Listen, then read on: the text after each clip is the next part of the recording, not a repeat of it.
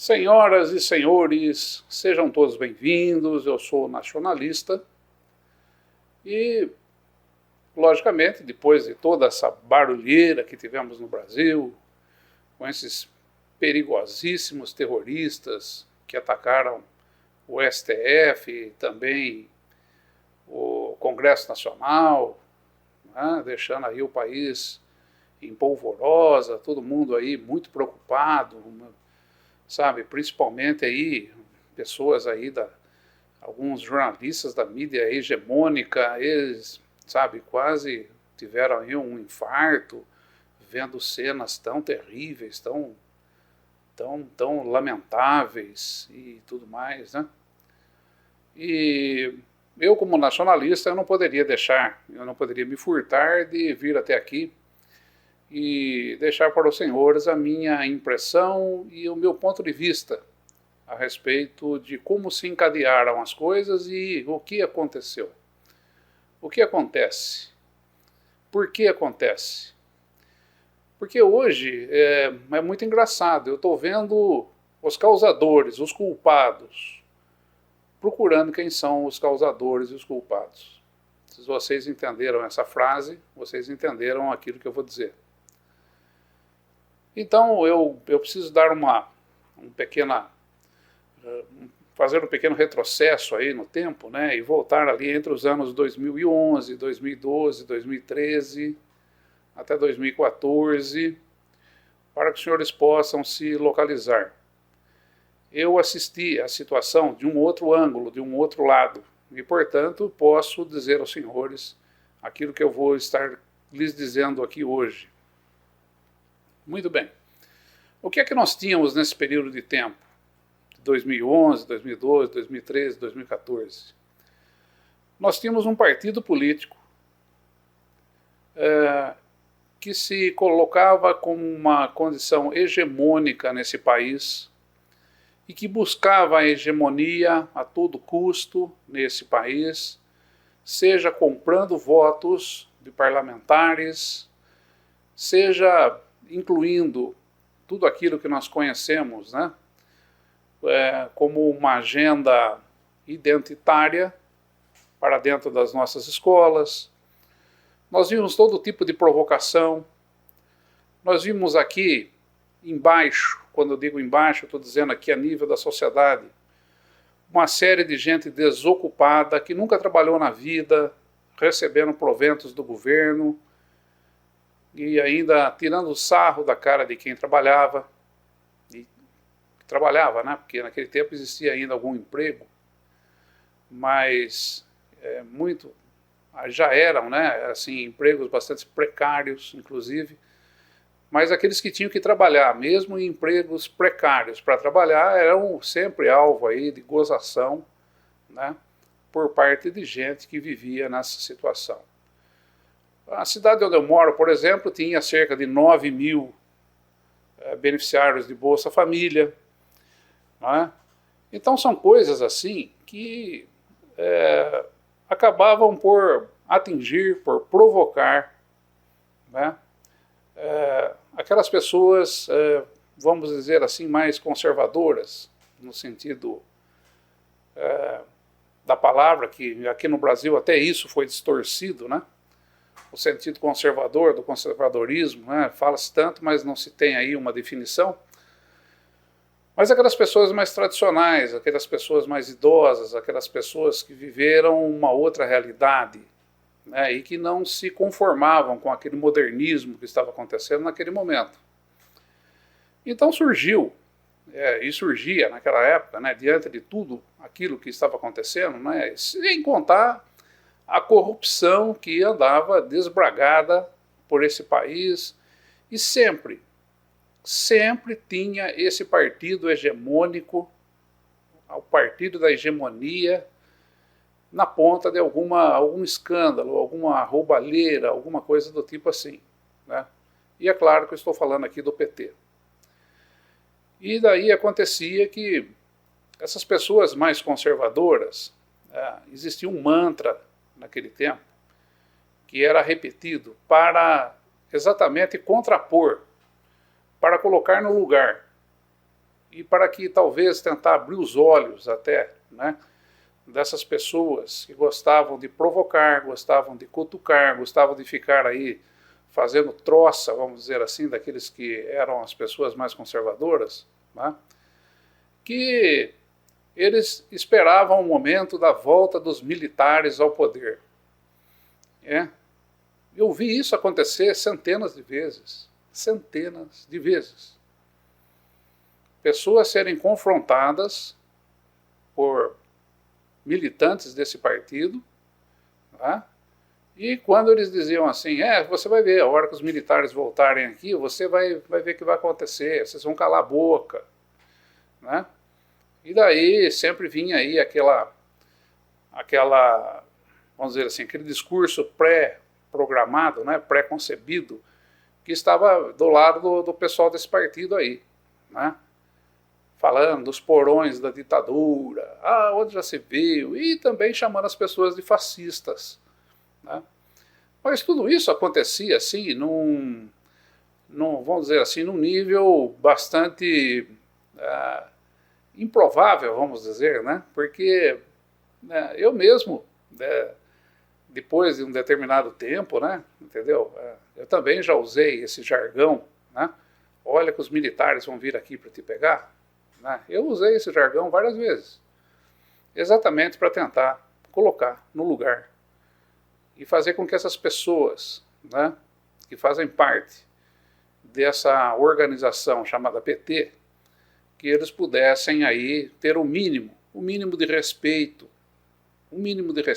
pelos idosos e por pessoas que construíram esse país. E pessoas que realmente passaram pelo momento do governo militar. Porque, além de tudo, eu via no meio desse pessoal do PT um monte de moleque aí de 22, 23, 24 anos, 30 anos, falando em porões da ditadura, falando em tortura, falando em coisas que eles nunca viveram, coisas que eles nunca imaginam o que seja, coisas que eles sequer imaginam que se realmente existiu, mas simplesmente porque ouviu um militante qualquer, um político desses aí que nós temos aí, falando a respeito disso, né, contando esse tipo de história, eles acabaram acreditando, né? Aqui vem um sistema de crenças, mais uma vez, né? Infelizmente, o povo brasileiro ele foi treinado para acreditar, né? Acredita-se demais nesse país. E não estou falando de acreditar no país, eu estou dizendo que as pessoas que moram, que vivem nesse país, acreditam demais em um monte de lorotas, muitas lorotas, e foram treinados para acreditar nisso. E muito, eu tenho aqui críticas com relação às religiões, tá? Mas isso é assunto para um outro momento, eu vou colocar isso aqui numa outra hora e vou estar até abordando essa questão. E como é que isso daí funciona de uma maneira psicossocial e faz com que pessoas acreditem nisso piamente, e uma série de coisas, não somente nos temas relacionados à religião, muitos deles improváveis, tá? E que acabam fazendo aí com que as pessoas passem a ser acreditadores automáticos, né? E acabam acreditando em tudo.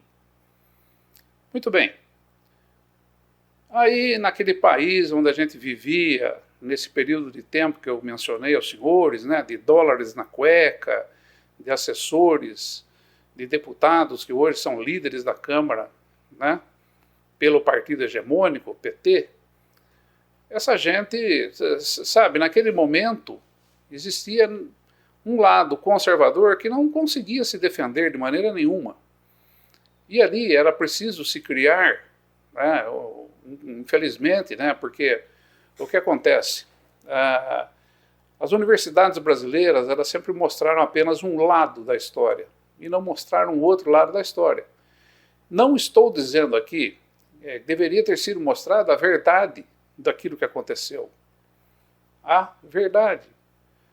Por exemplo, se você pegar hoje aí, existem livros aí, pessoas que participaram, né, daquilo que nós chamamos aí, as pessoas chamam aí de golpe, de movimento de golpe de 64, etc., né? Como o ex-governador de São Paulo, Paulo Egídio Martins, ele relatou no livro dele, né? Paulo Egídio conta, sabe? Está lá, tem aí na internet para você baixar, Paulo Egídio conta, né?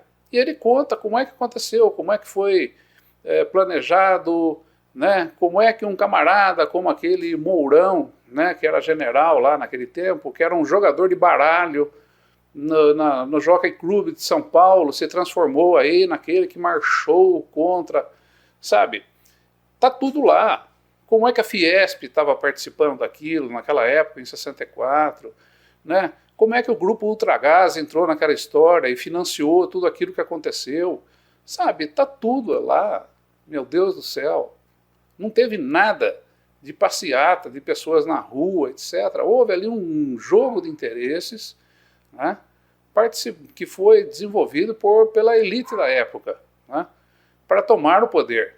Né. Houve ali vamos dizer assim, um plano, né, um plano para se tomar, e levaram com eles os militares e colocaram lá, e etc. E aconteceu tudo que nós vimos que aconteceu durante o governo militar, tá?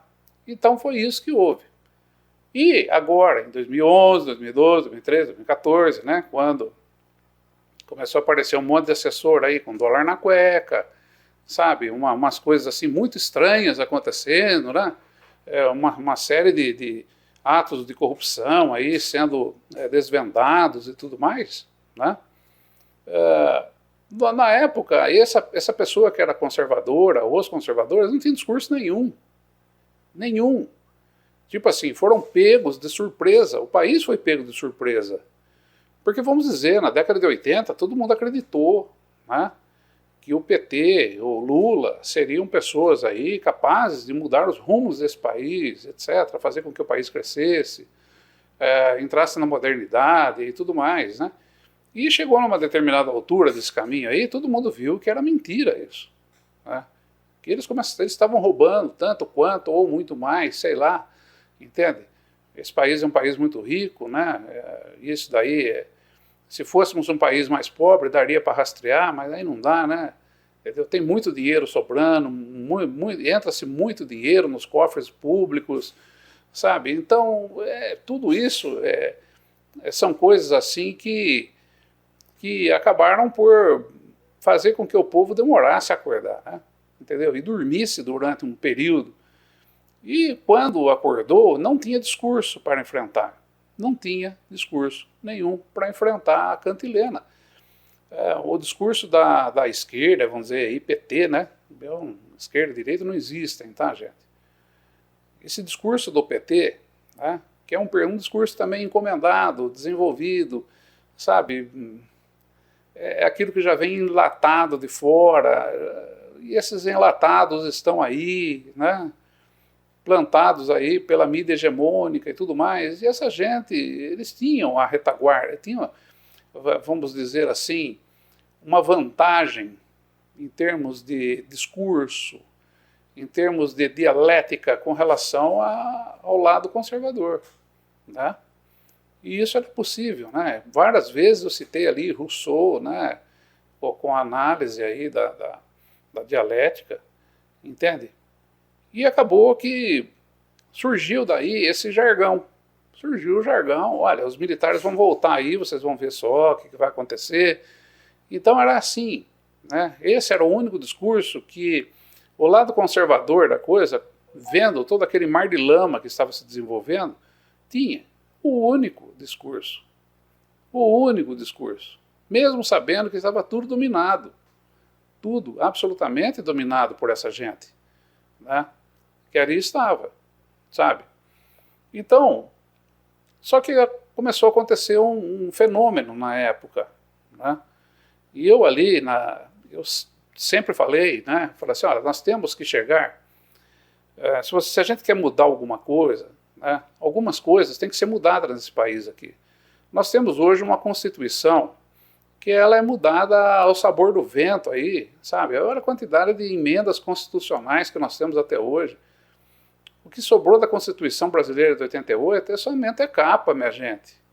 Sabe? A Constituição de 88 ela não existe mais. Os políticos, né, essa concentração de poder que eles têm, né, eu sempre acreditei muito no modelo suíço, né, da democracia direta, sempre trouxe muito isso aqui, comentei isso aqui, e acho que o Brasil tem condição de desenvolver até algo melhor do que aquilo que está lá. Né? Os caras mudam a Constituição brasileira à torta e à direito, sabe? Buscando aí apenas os interesses, né, daqueles que hoje estão do lado deles. A elite da época de 64 está dentro do PT hoje, está do lado do PT. Entende? É uma coisa assim absurda o que acontece. Né? Entende? Então, mas nada de tipo assim que me assuste. É uma coisa assim que aconteceria naturalmente. Né? Toda essa gente está onde o dinheiro está. Eles não conseguem andar com as próprias pernas. Vejam aí o caso das lojas americanas, né? Que tem uma dívida enorme com o BNDES. E sempre nadou de braçadas com o BNDES, com bancos públicos. Está aí, sabe? Você acha que o João Paulo Lemann, esse cara precisava de dinheiro público para tocar os negócios dele? Claro que não.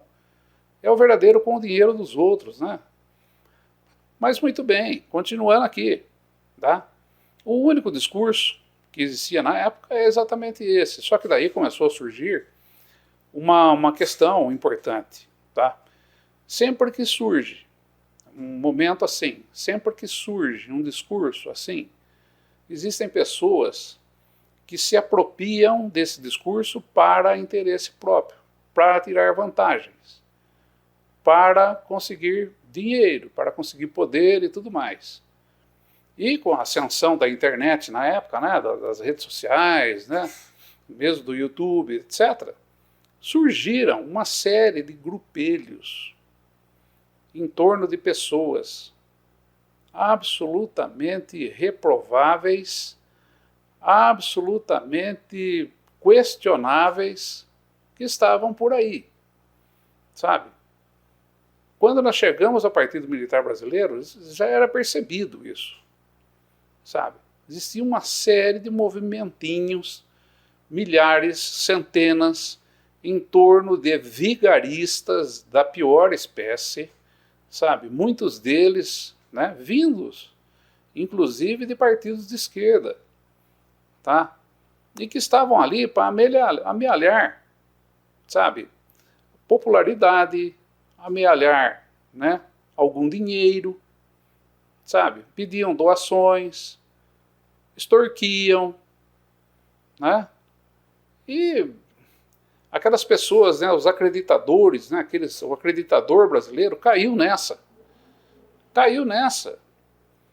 E foi exatamente nesse momento que a brincadeira passou a se tornar séria, porque as pessoas começaram a acreditar piamente naquelas besteiras, naquelas bobagens que aquela pessoal falava, nesses oportunistas. Eles falavam ali de, não, porque nós estamos já conversando aqui com o general fulano de tal, e nós vamos ter aqui uma mudança de rumo nesse país, etc. Papapá. Você entendeu? Então surgiram ali centenas, né, de aproveitadores. Conheci vários deles, muitos são vagabundos, gente que nunca trabalhou, certo? E que colocaram lá uma banquinha e começaram a falar em intervenção militar, né, para ganhar dinheiro. Colocava lá uma conta corrente e falava, deposita aí para mim. E o cara depositava lá dinheiro para o cara. Né? E o sujeito vivia disso, vivia de golpe, vivia de contar lorota, falar mentira. Sabe? Os caras ficavam procurando mentira o dia inteiro. Você entendeu? Sujeito desdentado, vagabundo. Né? E foi exatamente nessa época aí que eu tive uma série de entreveros com esses grupos intervencionistas aí. Sabe, bati boca com muito vagabundo desse. Você entende? Muito bem. Aí, tipo assim, eu tinha consciência exata, né, de que as coisas nesse país aqui têm que ser mudadas, mas têm que ser mudadas de uma forma institucional. Sabe? Tem que ser mudada pela porta da frente, não pela porta do fundo. Entende? É isso que tem que acontecer. E precisa acontecer. E o que está acontecendo agora, eu acho lamentável pela minha ótica, pelo meu lado, porque tomaram um caminho errado, impulsionado por gente vigarista, sabe? E tá aí. E agora vai acontecer aquilo que eu vou dizer para vocês daqui a pouco. Não é? Mas muito bem. Esses grupelhos, né, um monte de vagabundo aí falando de intervenção militar, sabe? Que estava ali apenas para conseguir aí um minuto de fama, aquele que falava mais violentamente, aquele que era mais violento, mais agressivo, né? As pessoas depositavam mais dinheiro para ele. Inclusive aqui vai um toque, né? Porque eu sempre tive canal aqui no YouTube, nunca arrecadei R$1. R$1 sequer. Sabe? Nunca consegui, nunca me doaram, nunca ninguém me ligou aqui. Ô, você está precisando de alguma coisa? Tá, para tocar o canal para frente, alguma coisa assim? Nunca, ninguém. Agora, para vagabundo, que conta lorota, mentiroso, certo? Espertalhões aí, tem a gente que estava depositando dinheiro aí, empresário entrando em contato, tá? Uma coisa absurda, sabe? Um erro assim de foco, de visão, sabe, de conjuntura, uma coisa absurda. E esse lixo que aí está, eu sempre denunciei isso. Sempre denunciei esse lixo aí, né? E tem aqui o ponto-chave do negócio, o pulo do gato. Como os líderes desses grupelhos eram e são vigaristas, são pessoas capazes de vender a mãe em 12 pagamentos no cartão de crédito e fazer a entrega a domicílio com frete grátis. Sabe? É esse o tipo de gente que está na cabeceira, na ponta desse batalhão de gente que acabou sendo presa lá em Brasília. Tá? E pior ainda, hein? Pior ainda, eu tenho quase certeza que muitos desses aí não vão ser pegos. Não vão ser pegos. Porque fizeram uma coisa tão bem feita, né? E que simplesmente colocaram esse povo aí como bucha de canhão e mandaram para lá. Inclusive, isso aí tem aí a notícia, quem quiser ver. Tem uma porção de camarada que é morador de rua, né?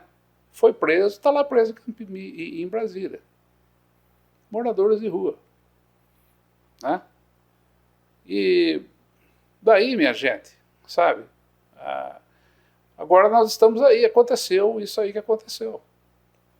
Ah, mas por onde foi que aconteceu? Aconteceu no seguinte sentido, e outra, vocês não acompanham direito as coisas, né? Quando o Bolsonaro chega ao poder, também embalado por essa onda aí, sabe? Essa onda de centenas de grupelhos intervencionistas, né? Pessoas que acreditam em qualquer coisa, em qualquer conversa que eles contem, etc. Né? Quando o Bolsonaro chega ao poder, o que ele estava buscando? O que ele buscou ali durante 4 anos? Né? Ele buscou uma reação do partido hegemônico, daquilo que é considerado esquerda, conforme essa gente falava que fazia e acontecia. Né? Você pode observar que durante 4 anos, né, Bolsonaro estava só esperando, jogando dentro das 4 linhas da Constituição, conforme ele falava, pelo seguinte: o artigo 142, muito bem interpretado, né, inclusive aqui vai um adendo, uma coisa para que vocês entendam, que é o seguinte, né, quando se fala em garantia de lei e de ordem com relação às Forças Armadas, está falando que garantir a ordem aqui dentro, é do povo. Garantir a ordem do povo. E não manutenção de territórios, sabe, contra invasores externos, etc, etc. Não. O Estado brasileiro é militaresco, ele é policialesco. Você entende? E eles estão na mão daqueles que estão governando no momento. Acabou. Eles são funcionários públicos. Funcionários públicos, eles não querem se meter em confusão nenhuma de tomar governo. Eles querem apenas o dinheirinho, a graninha. o dinheirinho na conta corrente no final do mês e acabou. É isso aí que eles estão esperando. Eles não querem confusão. Mas se acontecer, por exemplo, aí, né, depredações, vandalismo, etc., eles podem ser chamados pelo presidente da República para manter a ordem, né? E a lei. E qual é a lei? A lei é a lei do STF aí. Inclusive o próprio STF poderia ter convocado, pode convocar as Forças Armadas. Então, minha gente, Bolsonaro ficou durante 4 anos esperando uma reação. Ele provocou bastante, provocou muito. Inclusive eu me lembro, né, perfeitamente aí, durante o tempo da pandemia, né, um filósofo de esquerda aí, um vagabundo, eu não vou nem citar o nome dele, sabe? Dizendo ali que, onde já se viu, o PT não põe o povo na rua para a gente forçar o impeachment do Bolsonaro, etc, etc. É que os caras do PT, eles são vivos, né?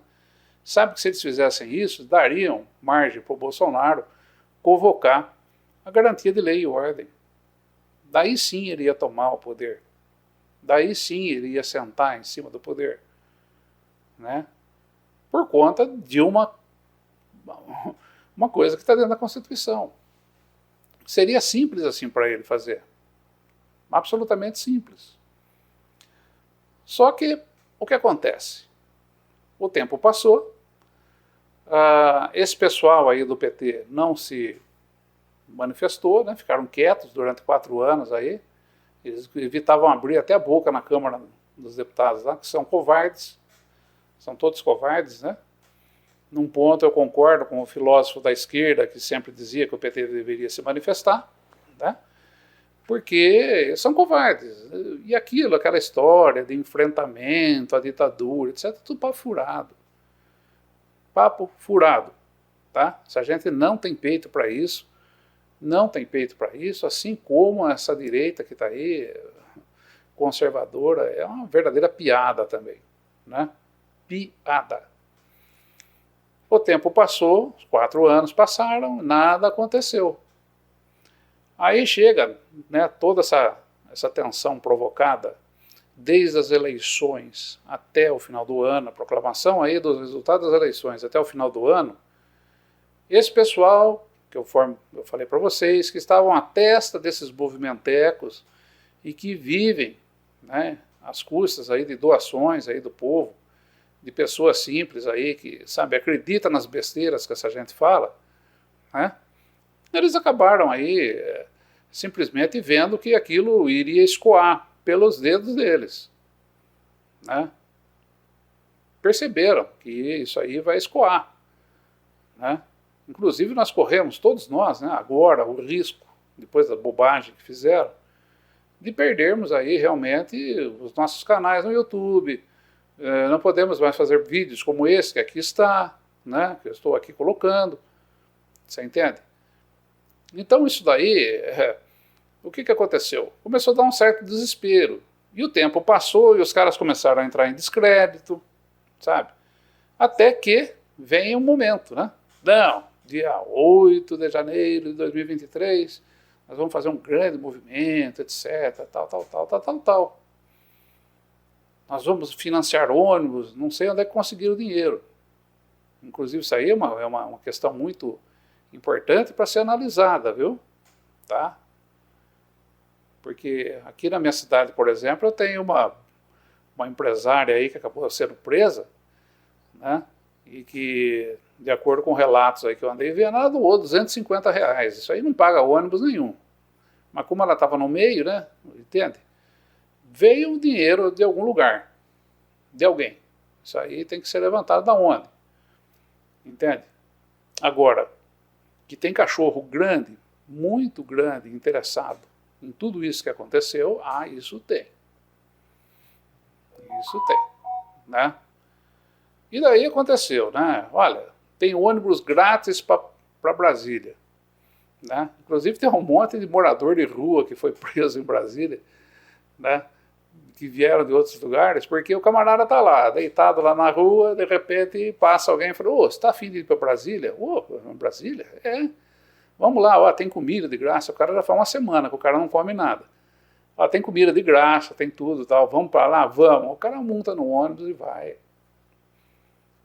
Assim como muita gente, meus amigos, foi rezando o terço de onde estava até Brasília. Tem gente que foi lá e fez fotinho de amor, sabe, com o marido, no gramado, etc. E o pau comendo no fundo e os caras ali, entende? Uma tremenda palhaçada, sabe?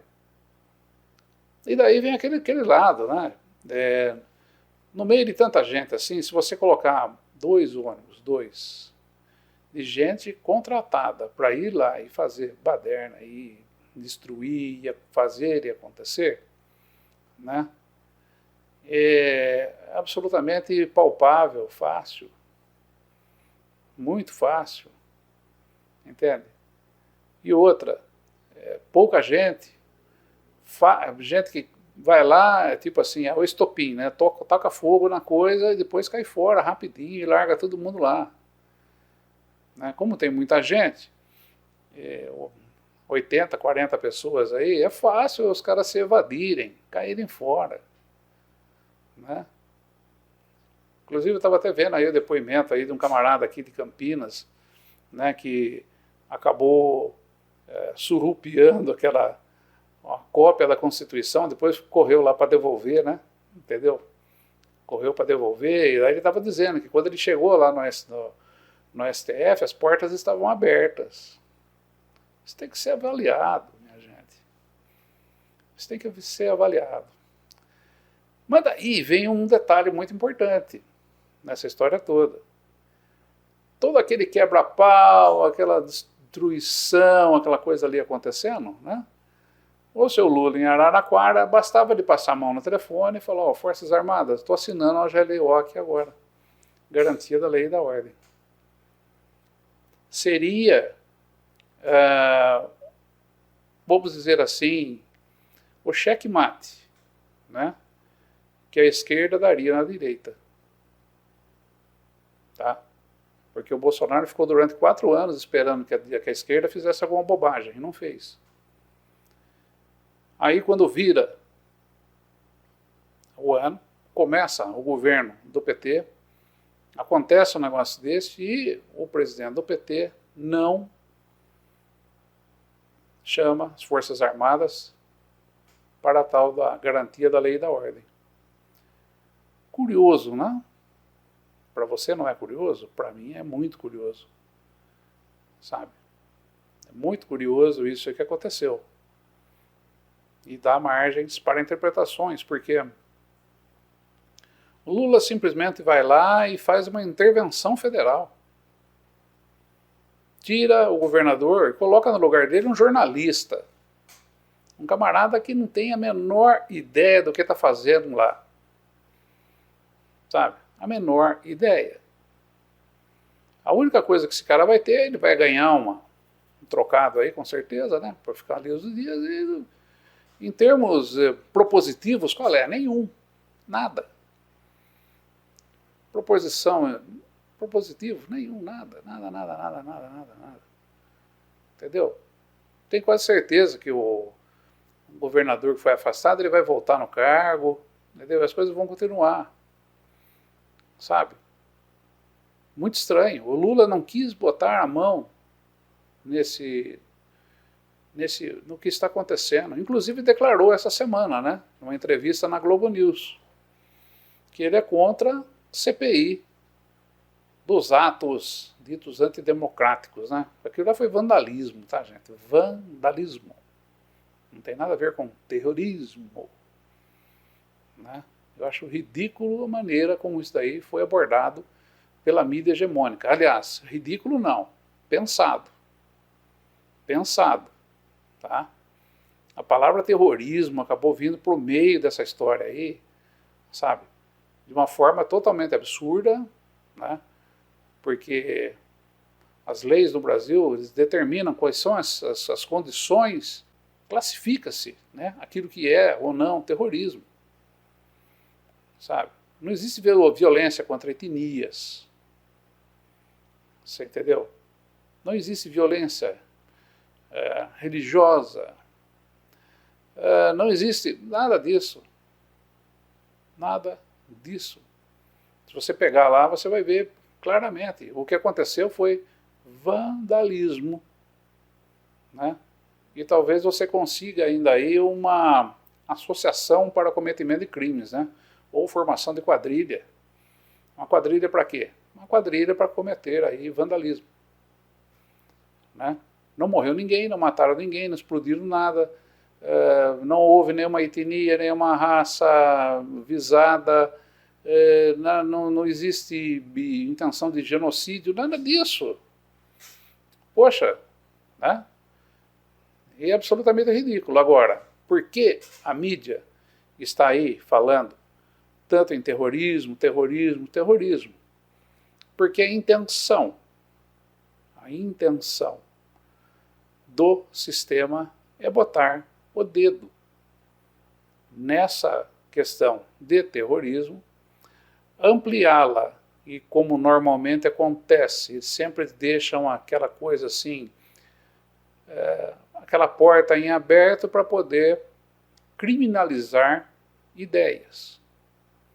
Criminalizar aquilo que pode realmente colocar em risco, né, o bingal, pode colocar em risco o ganha-ganha, pode colocar em risco os interesses, inclusive de outras nações, que roubam esse país aqui há centenas de anos, sabe?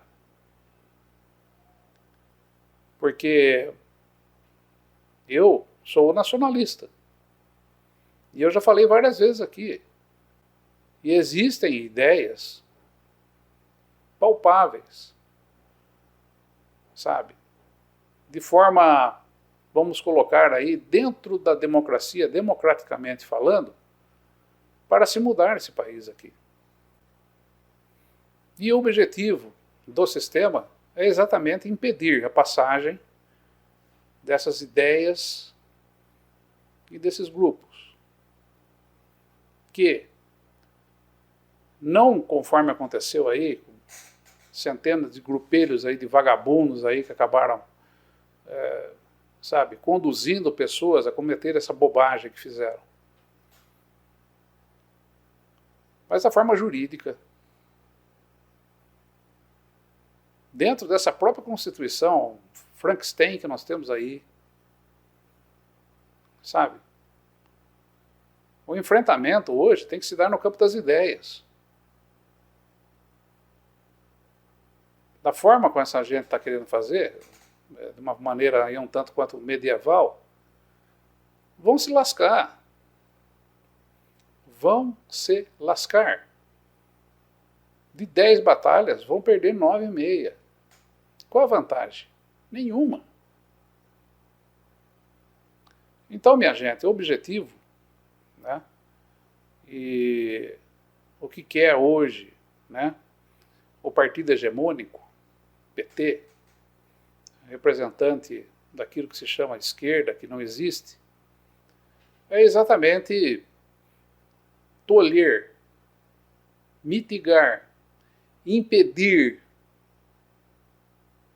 que ideias que possam colocar em risco toda essa festa, toda essa picaretagem política que nós temos nesse país aqui. Aqueles que podem colocar em risco essa verdadeira vergonha que nós temos nesse país, é que eles não querem que se prolifere. E contrário disso, tudo que aconteceu aí, é tudo feito de uma maneira dentro das leis. Essa é a grande preocupação. Agora, vai aqui um adendo, né? Você que é aí intervencionista, foi feito de palhaço, entende? Está na hora de começar, sabe, a admitir que a inteligência ainda é a melhor maneira. o melhor caminho. Não é fácil, o sistema é muito rápido, muito inteligente e também tem o poder na mão. Então tomem como exemplo, né, esse pessoal que está lá. Agora aí, só para finalizar, né, e com uma pequena piada aqui, os militares mandavam, né, faziam aí o exílio de estudantes, alguns políticos e alguns desocupados do país, na época, mandando para a França, para a Inglaterra, para os Estados Unidos, né, para o Chile. Só lugar, aí você percebeu, aí, só lugar deprimente. Né? Na época do militarismo, eles não mandavam ninguém para Ruanda, né? Sabe? Não mandava ninguém lá para o Afeganistão, né? Não mandava ninguém para Libéria, não mandava ninguém para esses lugares aí, né? Mandava só para lugar ruim, tipo França, Inglaterra, Estados Unidos, Chile, né? E duro que tem uns caras ainda que iam para esses exílios aí, ficavam lá chorando, lá, ai o Brasil, ai o Brasil. Por quê? Porque são tão medíocres. É uma gente tão medíocre que eles não conseguiam fazer nada lá. Nada. Não tinham capacidade nenhuma, zero. Né? Zero. Tem um camarada aí que é cantor aqui no Brasil. Dizem que é compositor, cantor, filósofo, erudito, né, que foi parar lá em Londres, ele não conseguia nem tocar sanfona na zona lá, porque, sabe, de tão ruim que o cara é, né? Aí ficava fazendo musiquinha, chorando, ai, London, London, né? Ridículo. Agora eu quero ver o que aconteceu aí agora, né? Eles vão exilar esse pessoal que foi preso para onde, hein? Né? Ou vão deixar aqui no Brasil mesmo? Acho que, viu? Acho que vão deixar aqui no Brasil mesmo, né? Eu acho que, tipo assim, sabe? A pior pena que pode existir para essa gente é fazer eles ficarem aqui no Brasil mesmo. Né? Ou será que o governo esquerdista aí vai fazer um exílio, né, dos fascistas e vai mandar esse pessoal aí para Londres, para França, para Estados Unidos, né? Só para lugar bacana, né? Ah, minha gente, o Brasil não existe. Essa aqui é uma piada. Isso aqui, minha gente, sabe, é uma brincadeira enorme, uma brincadeira séria, minha gente. Uma brincadeira séria. Esse país precisa se desenvolver, precisa crescer, entende? Mas da maneira que eu estou vendo aí, vai ser difícil. Muito difícil. Um abraço a todos. Essa é a minha opinião sobre tudo que aconteceu aí e tal. Você concordando com ela ou não concordando, eu não estou nem aí, tá certo? E vamos que vamos, né? Vamos ver o que vai acontecer. Um abraço.